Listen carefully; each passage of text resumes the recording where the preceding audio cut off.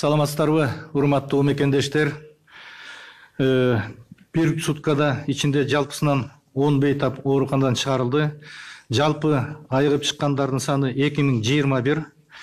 2020 жылдын 22 июнуна карата республика боюнча тастыкталган COVID-19 инфекциясынын жаңы 205 учуру катталды.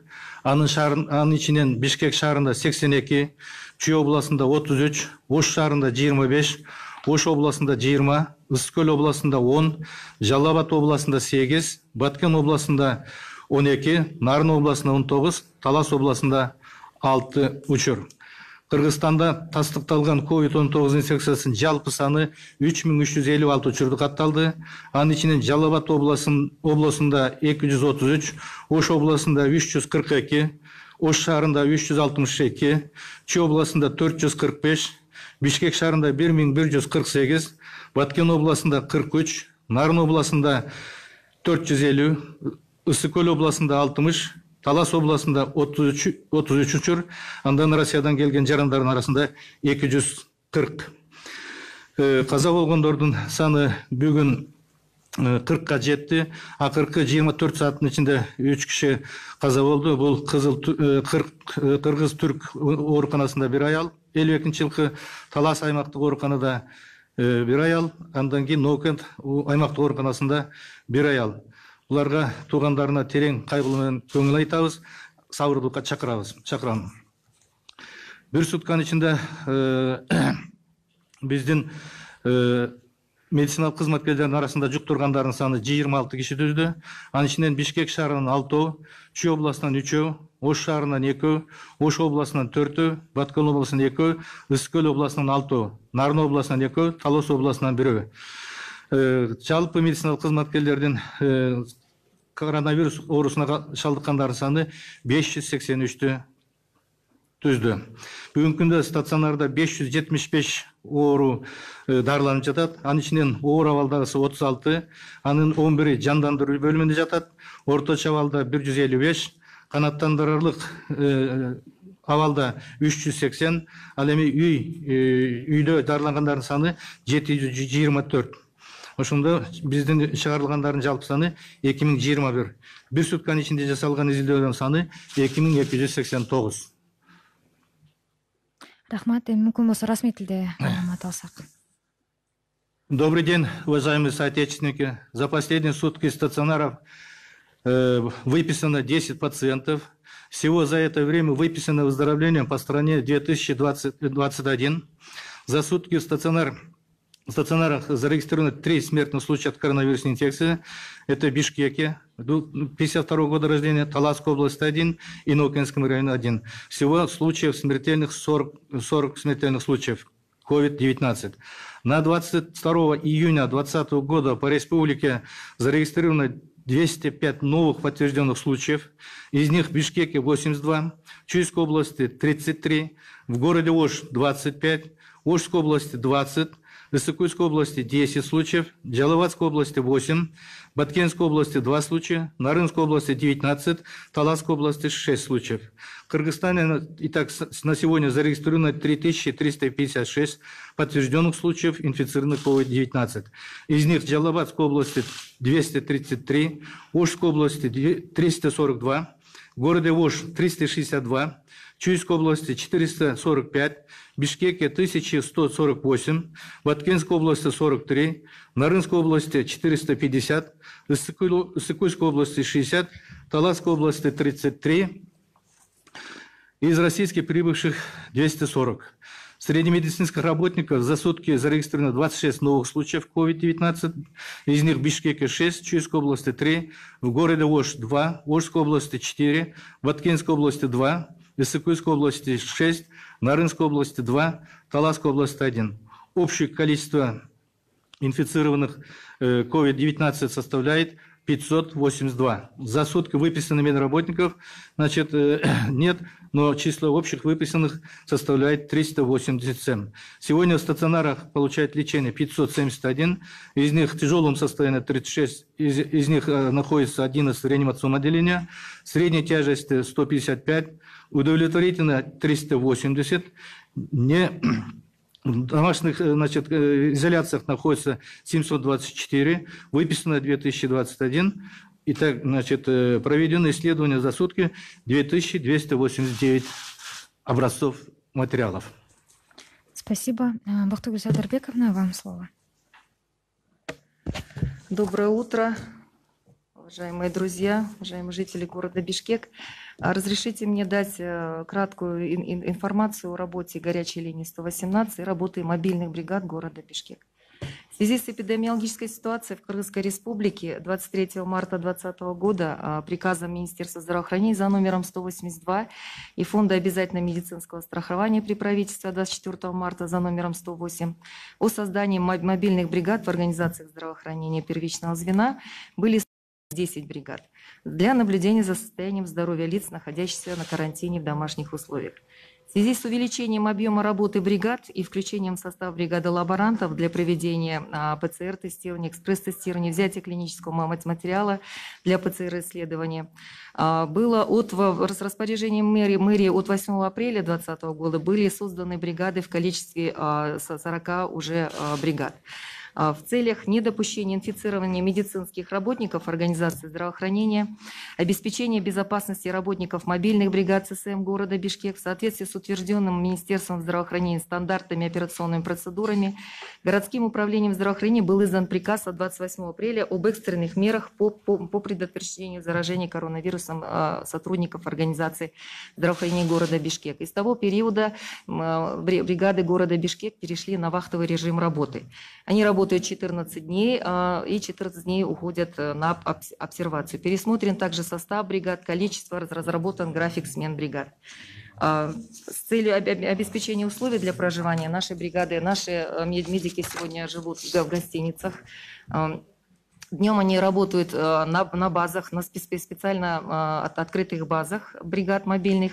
И вечером они уезжают уже на отдых в гостинице города Бишкек. В настоящее время бригады Объединенного ССМ Свердловского и Октябрьского районов, они располагаются на базах Объединенных ССМ, там есть специальные помещения с отдельным входом, созданы все условия. И бригады Ленинского и Первомайского района, они отделены, для них создана специальная база на базе интерната 1 в городе Бишкек. Значит, в связи...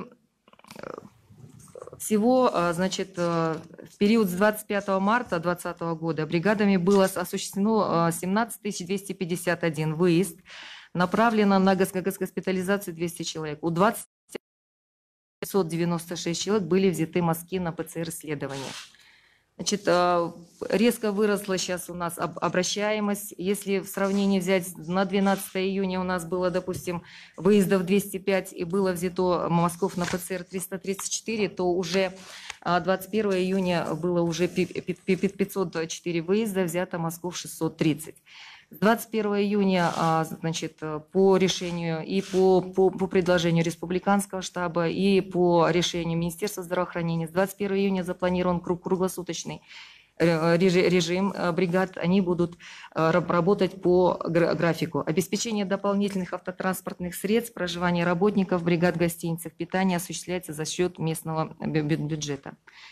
6 апреля этого года на базе городского управления здравоохранения работают телефоны горячей линии 118. Это колл-центр «Пациент», который работает по принципу «Пациент, колл-центр, система здравоохранения».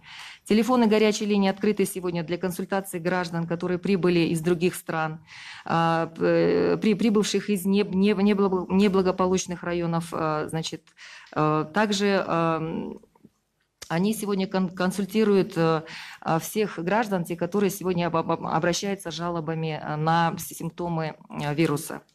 За период 6 апреля всего на телефоны горячей линии было, значит, обращение 15 723 звонка.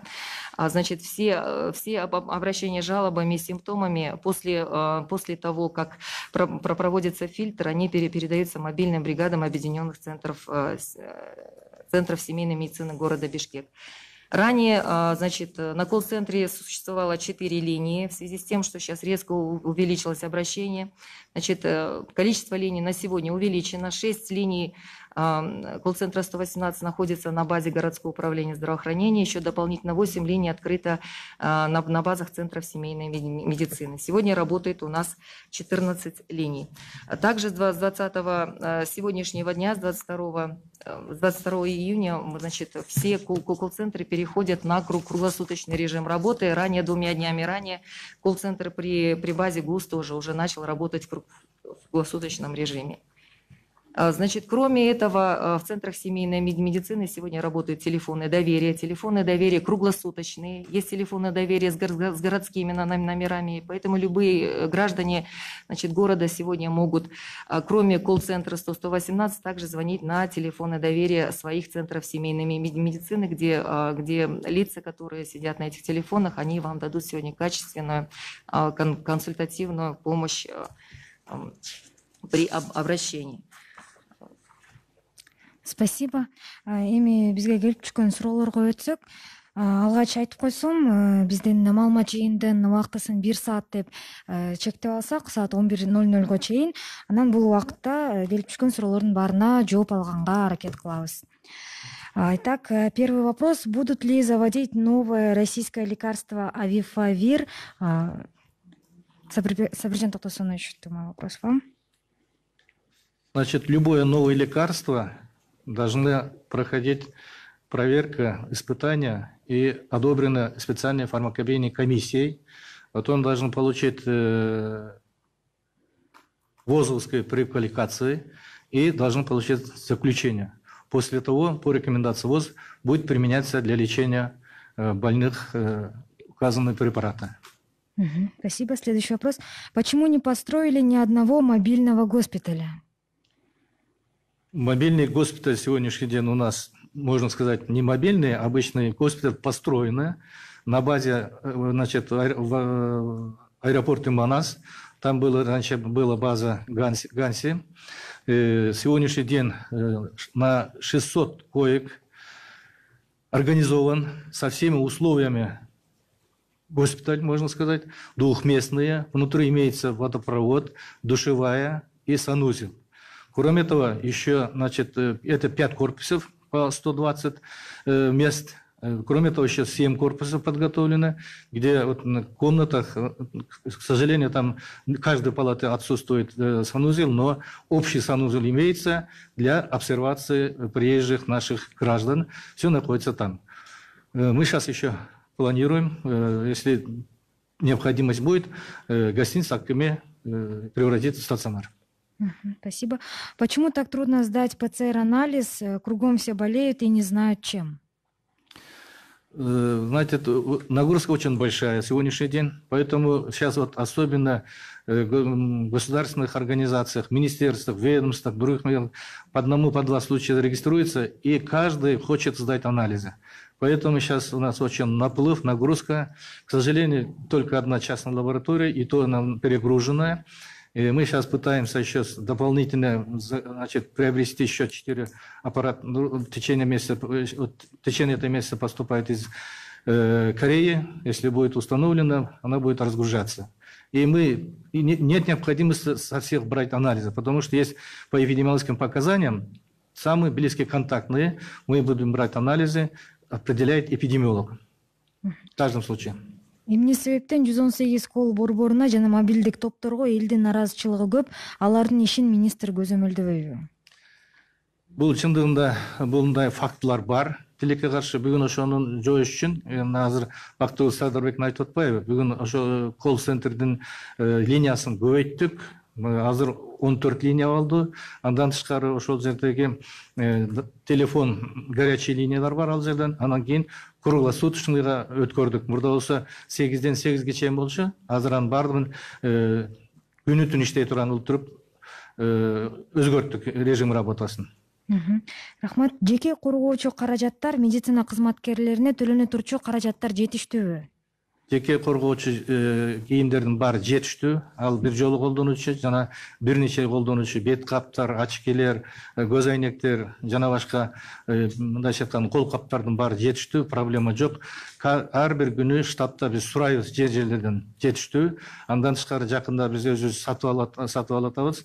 Ошонун баардыгы жетиштүү. Экинчиден Биздин төлөнүүчү компенсациялар бүгүнкү күндө өзүңүздөр билесиздер, акчабыз бар. Азыр комиссия иштеп атат. Муну өтө мындайча айтканда биринчи алгачкы документтердин баарын текшерип чыгыш керек.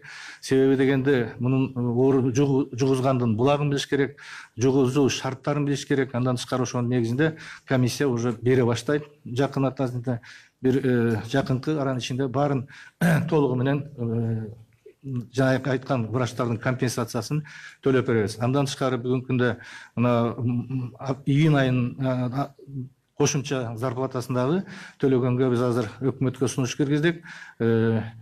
Каржы министрлиги акча таап берсе, биз ушул июнь айынын жылдын